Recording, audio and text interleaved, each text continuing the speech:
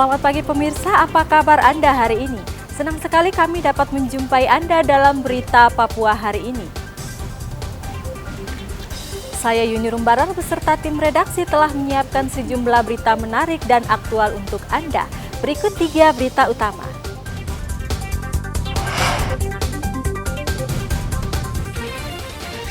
Karena bocor, kapal asing asal Australia lego jangkar darurat di perairan Misol, Raja Ampat.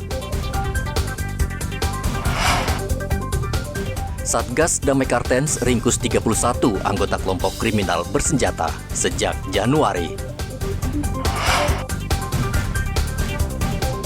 Wisata Raja Ampat kembali bergeliat.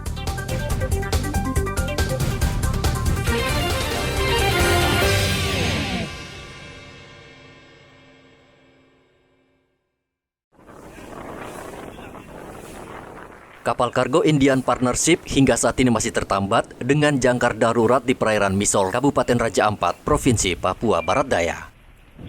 Upaya perbaikan masih terus dilakukan agar kapal ini bisa berlayar kembali. Tim gabungan yang terdiri dari Dinas Kelautan, Badan Konservasi, datang ke lokasi kapal untuk memastikan ekosistem di kawasan ini tidak rusak.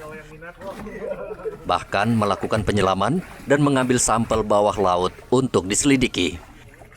TNI Angkatan Laut juga turut membantu menjamin keamanan kapal kargo tersebut. Sejauh ini belum ada laporan terjadinya pencemaran atau kerusakan lingkungan di kawasan ini. Kita hanya memastikan pengawasan pengamanan untuk MV Indiana tersebut.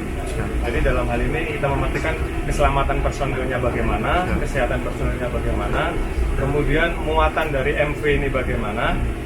Sampai saat ini masih aman. Dan yang terpenting dari pihak Angkatan Laut, dari Papua Barat Daya juga, kemarin kami dapat informasi lingkungan. Kemarin sempat kita keliling di sekitar MV, belum ditemukan pencemaran lingkungan sampai saat ini. Jadi sampai saat ini kita masih melaksanakan pengawasan, komunikasi intens dengan kapten, jika ada kendala bisa di bawah. Untuk aktivitas di kapal sendiri yang sudah dilakukan seperti ada laporan dari kapal ke pihak KRI Bawal sendiri? Mungkin untuk perbaikan yang kebocoran atau seperti apa itu sudah dilakukan? Belum, itu masih menunggu order dari pihak MV. Informasi terakhir yang kita dapat. Dari pihak kapal seperti itu ya? Kapal kargo Indian Partnership berlayar dari Australia dengan tujuan Cina mengangkut biji aluminium sebanyak 178 ton pekan lalu. Saat berlayar, diduga kapal mengalami kebocoran sehingga melakukan lego jangkar darurat di perairan Misol, Raja Ampat. Dari Raja Ampat, Papua Barat Daya, Topan melaporkan.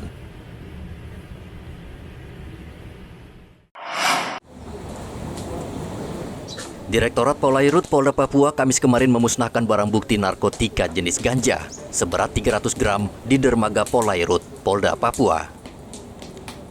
Ganja tersebut disita dari tangan seorang tersangka yang ditangkap ketika bertransaksi di Pantai Dok 9, Pasar Inpres, Kota Jayapura. Narkoba itu dikemas dalam 20 bungkus plastik dan dibawa menggunakan tas ransel oleh tersangka. Kasubdit Gakum Dit Polairut Polda Papua, Kompol Mica Poti mengatakan pihaknya terus berupaya menekan peredaran ganja yang marak diselundupkan dari negara tetangga Papua New Guinea. BB yang ada sekarang ini berjumlah 308,39 gram. Jadi ini untuk TSK-nya 1 atas nama MK. Kemudian untuk kronologisnya, untuk penangkapannya di Pasar Impres Dok 9, tepatnya di Kelurahan Tanjung Muria, Distrik Jayapura Utara, itu pada tanggal 14 April 2023. Untuk kronologisnya itu, pada saat itu kami mendapatkan info dari kita punya cepu bahwa akan adanya transaksi yang berupa jenis narkoba ganja. Di situ kami mulai mendalami dan teman-teman dari Gakum di bawah pimpinan dari Kanit Gakum, Pak Edi Sabara, langsung turun melakukan penangkapan langsung di TKP. Tersangka saat ini berada di tahanan Mapolda Papua dan diancam dengan pidana paling singkat 7 tahun penjara. Dari Kota Jayapura, Papua, Hendra melaporkan.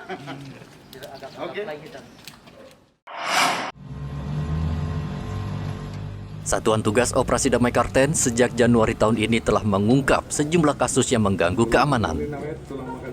Setidaknya ada 31 anggota kelompok kriminal bersenjata yang ditangkap Satgas Damai Kartens dan sudah ditetapkan sebagai tersangka. Mereka ditangkap karena terlibat langsung dalam sederetan teror dan kejahatan di tanah Papua. Bahwa selama 4 bulan ini telah berhasil mengamankan kurang lebih 13 pucuk senjata api, ratusan butir amunisi dari kelompok KKB. Nah, dalam hal ini kita bisa mengamankan senjata-senjata tersebut dari berbagai kabupaten, baik itu Jayapura, Kabupaten Duga, Puncak maupun Yahukimo Timur. Dan dalam hal ini juga disampaikan bahwa kita tetap optimis bahwa dalam pemberantasan KKB tersebut akan bisa berjalan dengan maksimal dari capaian-capaian selama ini yang sudah dilakukan. Demikian rekan-rekan. Kemudian disampaikan juga bahwa selama masa 4 bulan tersebut kita juga sudah melimpahkan 8 kasus yang melibatkan kelompok kriminal bersenjata kepada JPU. Dalam hal ini untuk kegiatan tersebut menunjukkan keseriusan kita dalam hal penegakan hukum. Nah, tentunya bahwa kasus-kasus yang kita sidik itu merupakan kasus yang selama ini berjalan. Satgas Operasi Damai Kartens juga menyita 13 pucuk senjata api berbagai jenis dan ratusan butir peluru dari kelompok kriminal bersenjata. Kepala Operasi Satgas Damai Kartens Kombes Faisal Ramadhani berharap ada kerjasama dan dukungan dari pemerintah daerah serta masyarakat setempat sehingga kasus yang melibatkan anggota KKB Papua bisa lebih banyak terungkap dan menyeret para pelaku ke meja hijau. Dari kota Jayapura, Papua, Hendra melaporkan.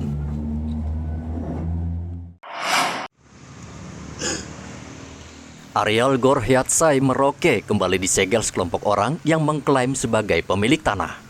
Pintu masuk ditutup dengan pamflet dengan tuntutan pembayaran ganti rugi. Meskipun demikian, pegawai kantor Dispora masih bisa bekerja karena hanya satu pintu yang ditutup. Polisi kemudian datang dan membuka segel yang menutup pintu gor sehingga aktivitas kantor berjalan lancar.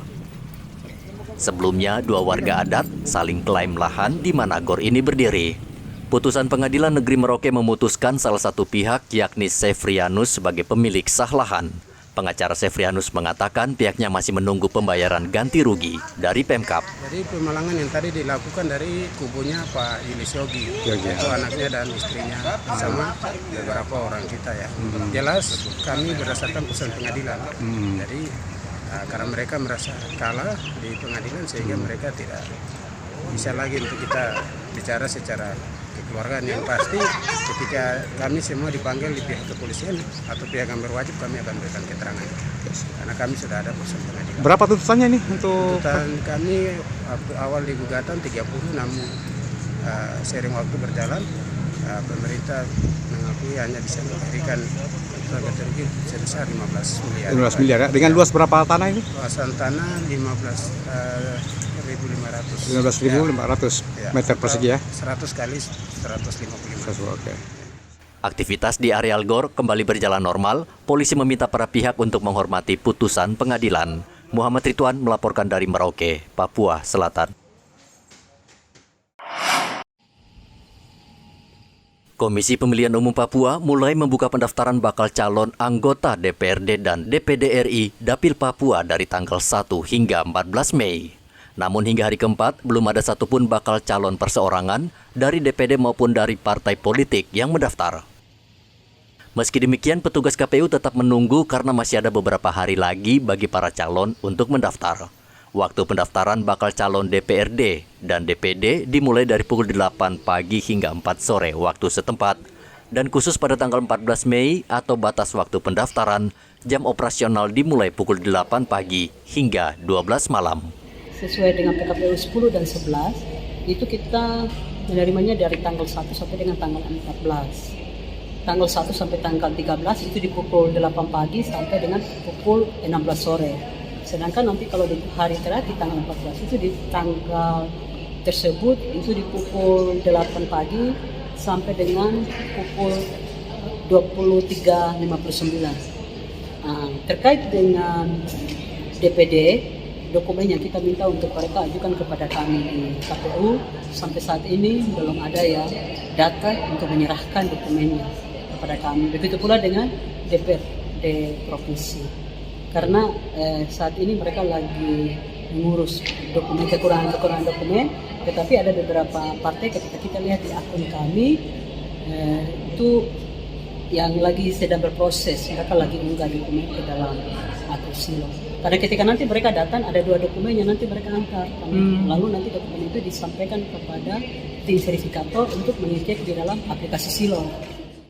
Saat mendaftar, para calon harus memasukkan dokumen melalui aplikasi Silon KPU dan bakal calon juga harus membawa bukti fisik dokumen ke kantor KPU.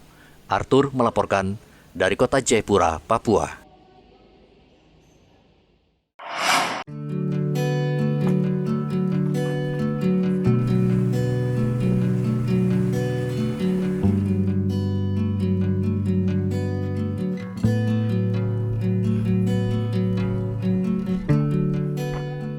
Kawasan wisata Raja Ampat saat ini kembali bergeliat.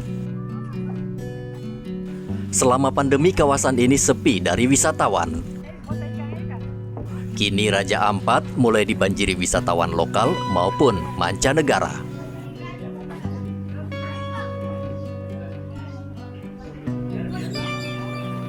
Tentu wisata bahari menjadi tujuan wisatawan untuk berlibur.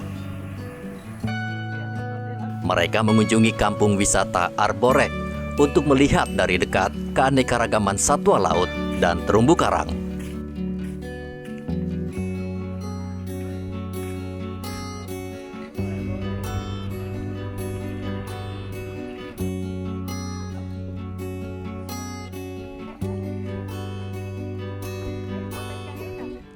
Selain wisata bahari, Raja Ampat juga memiliki keindahan alam yang menakjubkan.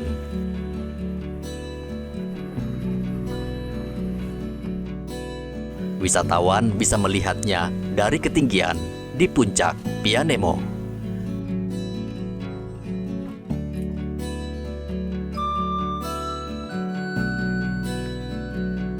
Namun untuk mencapai puncak, wisatawan harus menaiki 320 anak tangga. Jeripayah wisatawan akan terbayar ketika mencapai puncak. Kembali bergeliatnya wisata Raja Ampat itu tentu dirasakan para pemandu wisata, salah satunya Ronald Mambrasar. Ronald sudah menjadi pemandu wisata sejak tahun 2013. Dari hasil memandu wisata, ia bisa menyekolahkan keempat anaknya. Menurut Ronald, bergeliatnya wisata di Raja Ampat telah menciptakan lapangan kerja baru bagi profesi pemandu wisata. Namun, ia meminta pemerintah memberikan pelatihan kepada para pemandu wisata agar kerja mereka lebih profesional. Saya ingin menggait tentang itu guide dari macam-macam daerah yang datang di daerah Raja Ampat.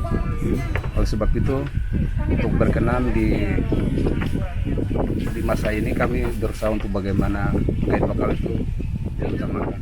Untuk setelah perjalanan pariwisata di situasi yang mulai normal ini, perhatian pemerintah masih minim. Mungkin berdasarkan di situasi yang sekarang baru mulai fix, apakah mungkin ke depan baru mulai diperhatikan oleh pemerintah sendiri. Dan untuk sekarang sementara mereka masih jalan sendiri berdasarkan apa yang mereka punya. Untuk harapannya kepada pemerintah agar guide-guide lokal diutamakan berdasarkan mereka tahu apa yang mereka punya sendiri di lokal sendiri, dan mereka memerlukan bimbingan dari pemerintah berdasarkan apa yang mereka miliki. Dan kami ingin untuk guide lokal ini dikembangkan berdasarkan skill, apa terutama contoh bahasa Inggris, terus bagaimana caranya menggait tamu, baik itu tamu domestik maupun mancanegara. Raja Ampat merupakan salah satu kawasan wisata di Papua yang cukup ramai dikunjungi wisatawan. Pemerintah masih harus bekerja keras membangun fasilitas dan sarana agar kawasan ini bisa menjadi salah satu andalan destinasi di tanah Papua. Dari Raja Ampat, Papua Barat Daya, Topan melaporkan.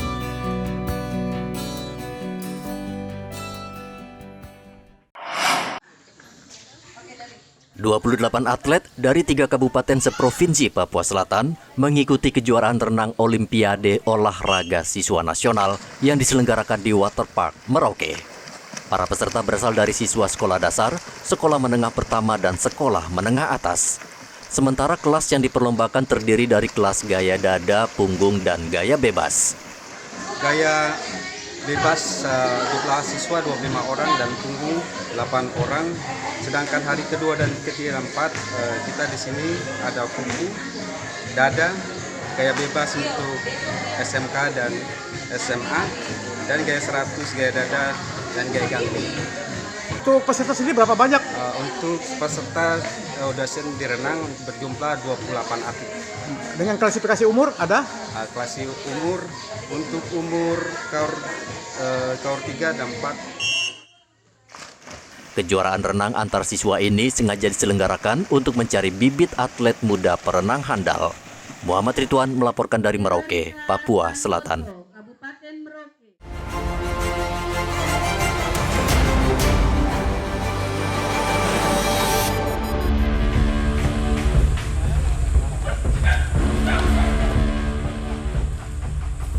Kelompok kriminal bersenjata kembali melakukan teror dengan menyerang warga sipil di distrik Dekai, Kabupaten Yaukimo, Provinsi Papua Pegunungan. Asri Obed dan Jonathan Arwan yang sehari-hari bekerja sebagai petani ditemukan tewas di perkebunan Jalan Statistik, distrik Dekai. Warga dan aparat gabungan TNI Polri langsung membawa jasad kedua korban ke RSUD Dekai untuk diotopsi. Polisi temukan sejumlah luka di tubuh korban.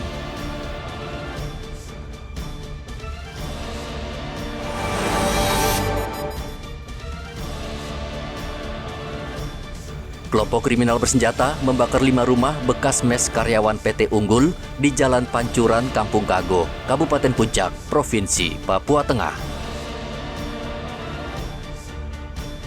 Tidak ada korban jiwa dalam insiden tersebut karena rumah dalam keadaan kosong ditinggal pemilik sejak Maret tahun 2022. Aparat berhasil menyelamatkan sebagian barang-barang yang berada di dalam rumah dan api bisa dipadamkan 2 jam kemudian.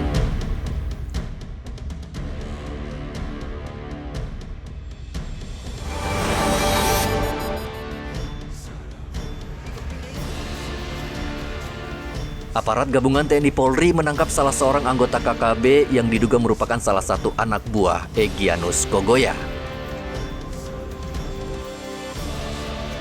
Yonce Lokbere ditangkap aparat gabungan yang saat itu sedang mencari pilot Susi Air di Kampung Alguro, Kabupaten Duga. Dari hasil penyelidikan sementara, Yonce menjabat posisi strategis sebagai kepala markas KKB di Kampung Alguro.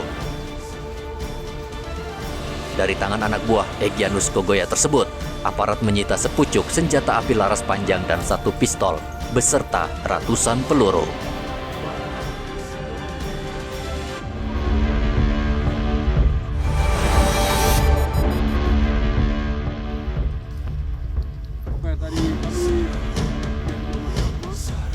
Penyanderaan pilot Susi Air Philips Mark Mertens sudah memasuki 3 bulan.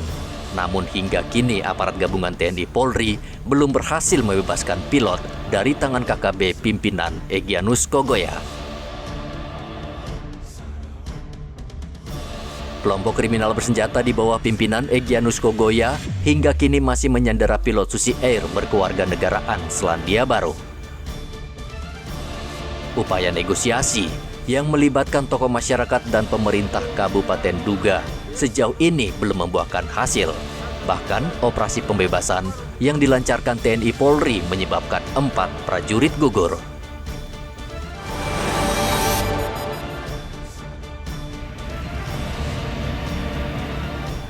Satgas Pengamanan Daerah Perbatasan Yonif 132 Bima Sakti menggagalkan penyelundupan narkotika jenis ganja dari Papua New Guinea. ganja seberat 5,4 kg disita dari 3 orang tersangka. Salah satu diantaranya Aaron Inau, warga negara Papua New Guinea, yang diduga merupakan anggota sindikat narkotika lintas negara. Ganja yang disita tersebut bernilai sekitar 200 juta rupiah dan rencananya akan diedarkan di kota Jayapura. Sejak 6 bulan lalu, Satgas Pengamanan Daerah Perbatasan RI PNG di bawah naungan Korem 172 Praja Wirayakti berhasil mengungkap 20 kasus penyelundupan narkotika dengan total barang bukti ganja seberat 25 kg.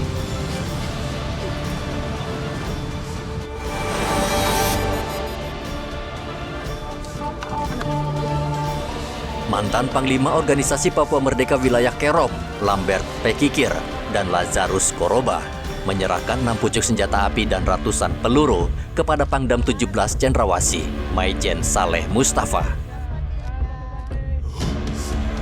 Penyerahan dilakukan setelah peresmian Tugu Pancasila di Distrik Waris, Kabupaten Kerom.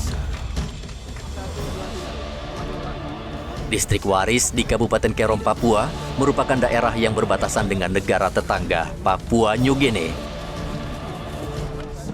Daerah ini juga dilintasi Jalan Trans Papua Jayapura Wamena dan Pegunungan Bintang, Papua Pegunungan.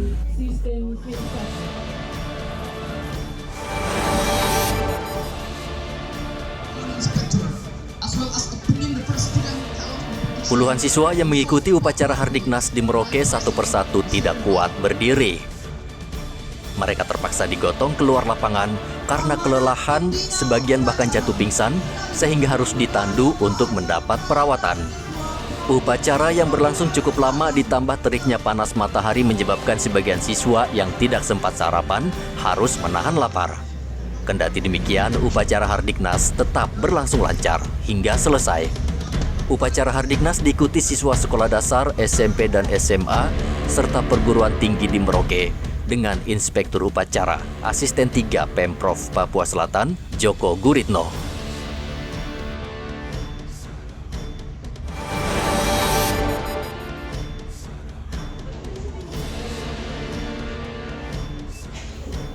RSUD Merauke ramai dikunjungi calon anggota legislatif untuk melakukan pemeriksaan kesehatan sebagai salah satu syarat untuk berlaga dalam Pileg 2024 mendatang.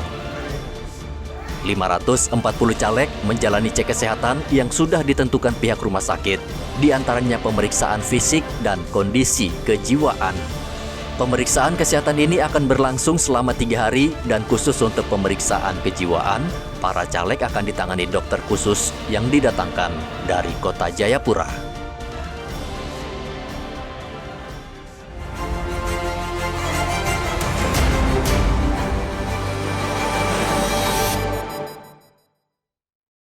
Informasi tadi sekaligus menutup jumpa kita dalam Berita Papua hari ini.